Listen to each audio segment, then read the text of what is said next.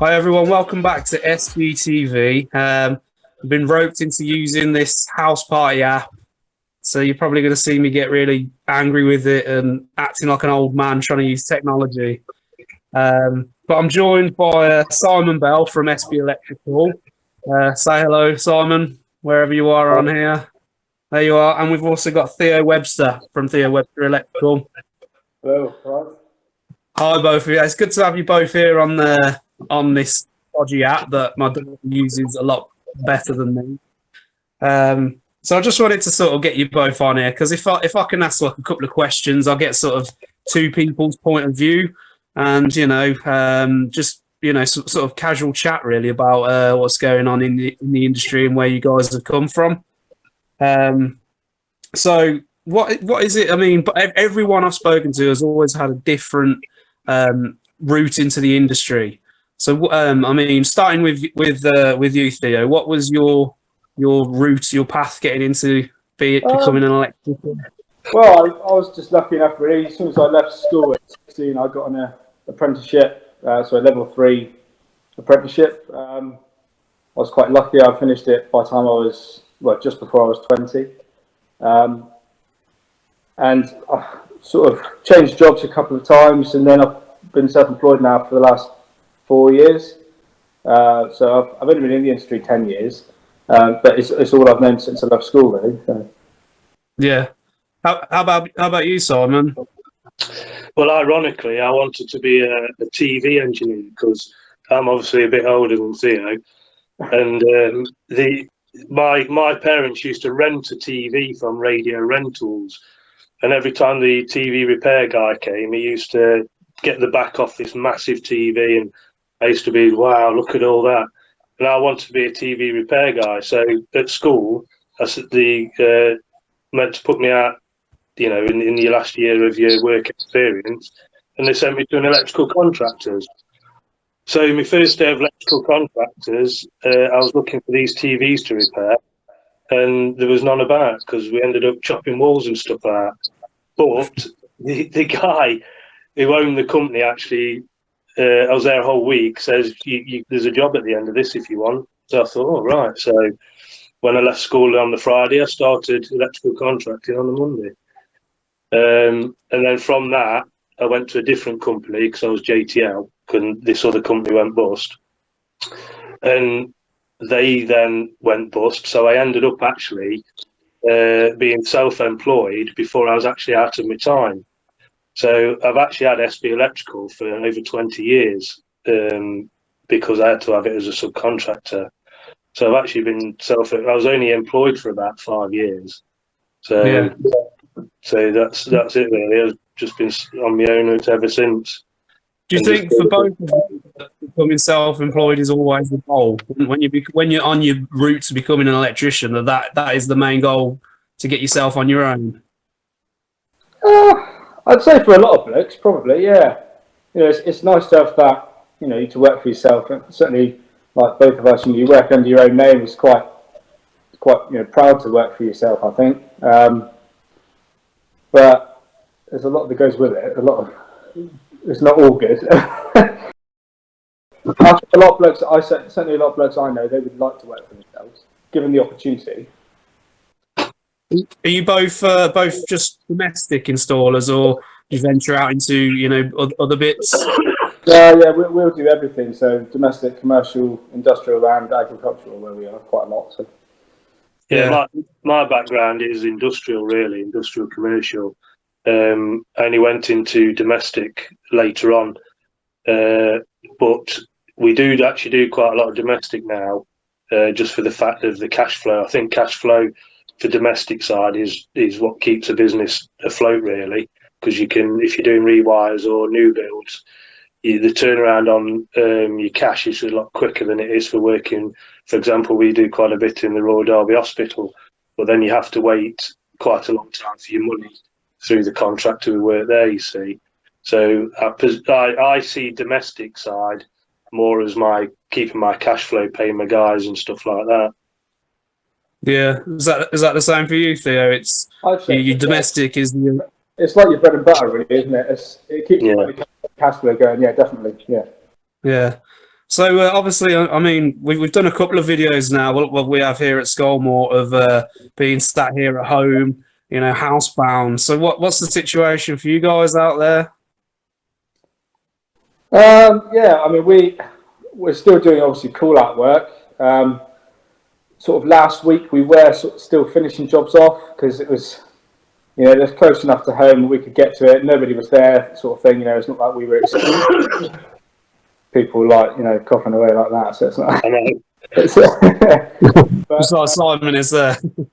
it's difficult because I've got people who are still happy for us to do the work, but at the same time, I don't want to take the risk bringing it home with my family and things like that. So it's hard to know what to do, really.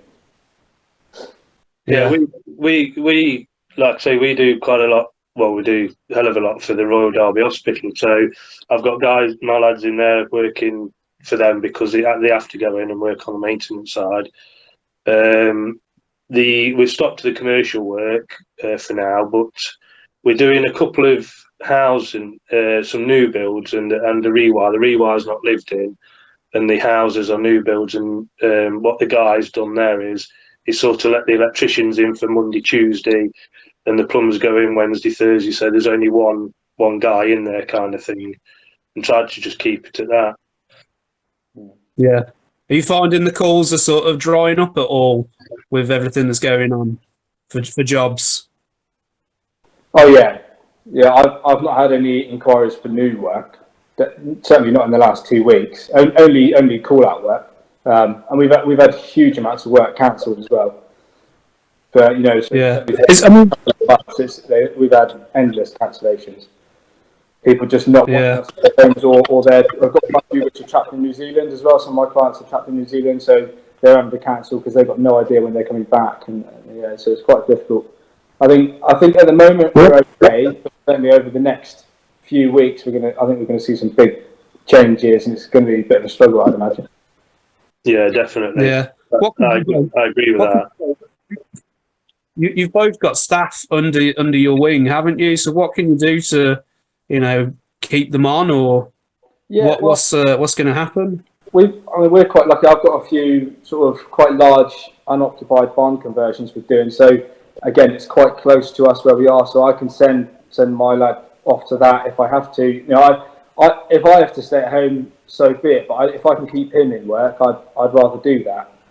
You know, if I've got to take it on the chin, then so be it.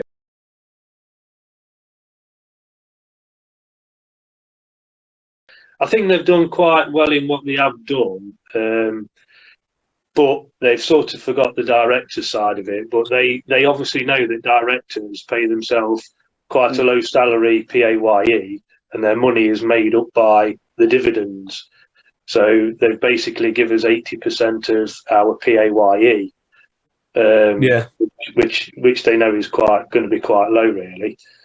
But I do think they have tried the best to do what they can do in these hard times, really. I really do. Yeah. This is where people are wishing that they'd have done their taxes properly and not stashed the cash underneath their mattress or anything like that. That's right. Not that we do that anyway. Nah, no one does. Of course, no one does. So I wanted to just, I mean, look, we spoke about the negatives and everything that's going on at the minute, but on a positive note, you know, what's been your biggest, let's say, achievement or, you know, or happy story from all your years in the industry? You know, whether it's helping out an old lady who's, you know, lights are failing, or any examples like that. Quite some good ones, but I could go on all day, to be honest. But mine really is working on the DIY SOSs. I've done maybe 11 now, and Billy. Well, Billy has actually become a really good friend of mine. As you know, you've met Billy and you've done things with Billy. Yeah. And I speak to him nearly every week, and I just couldn't believe that the first DIY SOS I ever did, I did it. It was in Derby where I live, and it cost me quite a lot of money because I put all my guys on it and did some materials. And after finishing it, I got a really good rapport with Billy. And after finishing it, after, he gave me a call, and I thought, oh, is there something wrong? And he says, oh, no, I'm just giving you a call, see how you are. I was like, oh, it should be me chasing him sort of thing. I don't know what, put me by surprise. And well, that's the kind of guy he is. I mean, you've met him, so he is such a lovely person, and I'm so honoured to meet him. And he should actually be, I don't know if I'm allowed to say this, but he should be on the One Show tonight, because he's doing a thing of why electricians shouldn't, why people who are off shouldn't be touching electrics while they're off, you see. So, and I've done quite a lot of the children in need ones for them and stuff like that, and just met so many brilliant people in all that. And we was actually going to be doing a walk, me and Billy, on the Great Wall of China for 4 days for a charity. But I don't think we'll be going to that now, because that's in October. So I think that China one's gone out the window. I couldn't agree with you more with Billy. I'm not just saying it because he gets involved with what we do, but yeah, I mean, met him a couple of times, and he's just genuinely a nice guy, and just couldn't be more genuine. So yeah, but do you find when you obviously if you're working on a big site? I mean, I only sit from the telly. You see so many trades all rammed into a house, but do you find that's good for networking almost? That you might meet a plumber who you get pally with, and he could recommend you, or the same for a plasterer. Yeah, definitely. I mean, I've been all over the country with them now, and I've got some absolute brilliant friends. One of my best friends now is from when we did the Veteran Street for the DIY SOS, and we sort of all. Billy had me run the site, but as for the electricians, but we assigned a guy called Sam, and he's become one of our best friends. So what happened is he lives in Manchester. Billy lives down in Welwyn Garden City, and so what happens is them and their missuses will come to Derby, and we'll have a night out in Derby, and I put them up, or sort out what's what, and then we go down to Welwyn Garden. We'll do something with Billy, and then we'll go up to Manchester. So we've actually become really good friends, and also we've become good friends with plumbers. We've got plasterers that are really cracking friends, and it's like a community now. It really is. I don't know if Theo's ever been on one, but if you can... We were going to. We did go down to a site. They did one in Barnstable not too long ago. But not Barnstable, sorry, High Bickerton. But we were just too busy at the time. I just got inundated with phone calls, and it was a bit madness. I think the site was chaotic anyway. I think blokes, madness. Well, we had one at Rotherham, and there was 94 people in a 3-bedroom semi-detached house. But it works. It really does work. We don't know how it works, but nobody argues. Nobody fights. Any other site where you was actually earning money, you'd have an octagon out the back, because everybody would be wanting to fight each other. But everyone's on top of each other. Yeah, but it's just amazing. It really is amazing. And if you can get on one, go on one. You just meet so many lovely people and become friends with them all. And the crew, like Billy, Chris, Jules, Nick, and Mark, they are absolutely fantastic. They become your friends. Yeah. You see them on TV, but they become your friends. They're just cracking people. Yeah. Do you find, Theo, that, I mean, without doing like the charity ones or anything like that, but even just being on site with, a crowd of tradesmen, all different backgrounds and trades and everything, that itself is good for gaining customers through networking? I think so. I mean, obviously, it's very rare that you work with the same tradesmen again and again, unless you're good friends. But we meet different plasterers, different plumbers all the time. And 9 times out of 10, it always leads to something, or someone who knows someone. It's all the same. Some of the builders we end up working with, they're normally because of their electricians have retired or something, and then suddenly you open up this whole new network of plasterers, painters, and everything else, and it's all good for business, definitely. Yeah. I've seen from both of your social media platforms that you're both pretty popular on social media. How do you find that affects your business? You know, is it bringing in customers, or is it you getting time wasters? You know, how does it vary for both of you? I don't know. I know. Obviously, I think a huge amount of my following is probably other electricians, other tradesmen as well. I think it is good for business because they can see all your other work. You know, it's a great portfolio of all the other work you've done. But yeah, you definitely get time wasters that come with it. I don't know. I'd say it is good for business. I need to sort of learn to use it a bit better. I think because I think like Instagram and LinkedIn and everything, they're all really good for people like ourselves. But it's learning how to use it properly. Yeah, I think I'm old school, really. I remember the days of the Yellow Pages book and things like that. So social media for me, I need to probably do it more because I need to get with the times. Really do. I've got more following on a mountain bike Instagram page than I have on my normal page.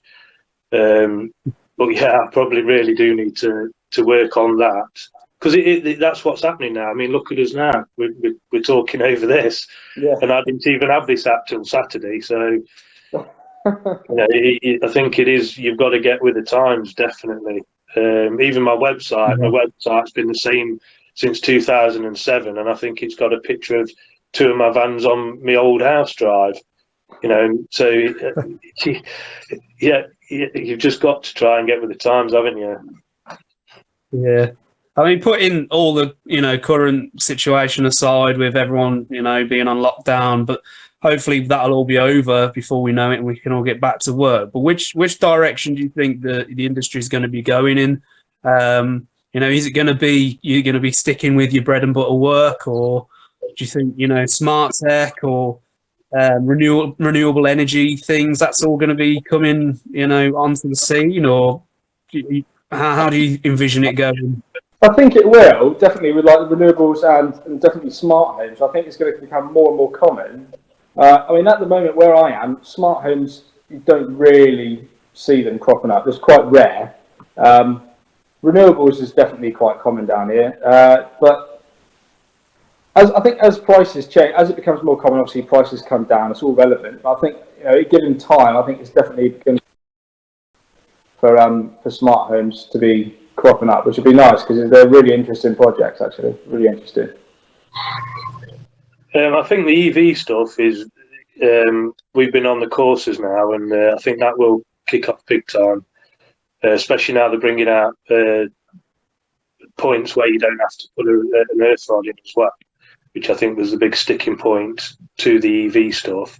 The smart homes things, I was lucky enough to come to Tamworth to go through all the smart click stuff. And before that, I didn't really know much about it, but knowing I'm not just saying this because we're on SGTV, but I've always been a massive click fan anyway for 15 years when, the wholesale manager came out and said, oh, you can swap this 2-gang switch, you can have an intermediate in it. And I was like, what?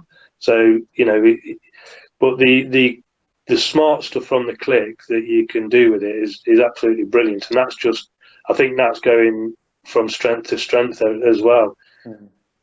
Yeah, I mean, I imagine it's very widespread. I know it is for Scolmore that they're going to be doing more, with the Click Smart stuff and further ranges with that, and hopefully we'll be seeing more of it and more people using it. I think you will, definitely. I think you will. Looking at other makes, what's the beauty about the Click Scolmore stuff is you don't have to, if you've got it in the house already, i.e. the whole house domestic side is actually done with Click, you've not got to change the socket fronts, you've not got to change the switch fronts, you've not got to change the light because you basically put the module in the back of it. Whereas other products you have to change the switches, you have to change the sockets to talk to the switches, whereas you can actually use the existing stuff there. Yeah. Okay. So anyway, guys, I just want to thank you both for coming on and just having a little chat there. Hopefully, once once all this dies down, we can get you in the studio You know, we'll do something more. We'll chat more if you guys are up for that. Yeah, definitely. I've already spoke to and I've got quite a good topic I want to talk about, because I remember when you put it out at first, and I twittered straight back saying, "Yeah, I'll come on it." But then I got the Twitter back, I think, is it from Katie, and she says, "What do you want to talk about?" And I was like, "Oh, I actually don't know." So I did, because I didn't realise you could talk about generally anything really. You know, hopefully trying to keep it electrical. But yeah, I've got some good some good things to talk about.